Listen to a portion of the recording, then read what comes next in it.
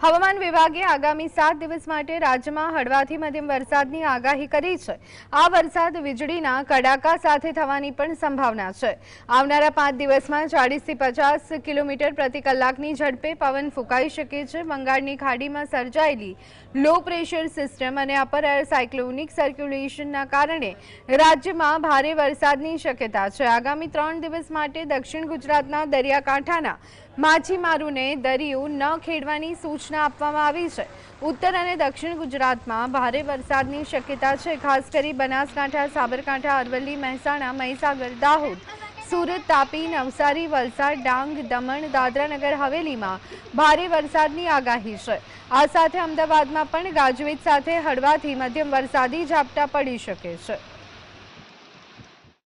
26 अगस्त से लेकर 1 सितंबर तक हल्का से मध्यम बरसात का अनेक स्थानों में रहेगा। दोनों क्षेत्रों में गुजरात रीजन और सौराष्ट्र कच्छ दोनों रीजन के लिए रहेगा और heavy rainfall warning Gujarat region के लिए दिया गया है अगले 7 दिन के लिए येलो वार्निंग के साथ, और सौराष्ट्र कच्छ में कोई हेवी रेनफॉल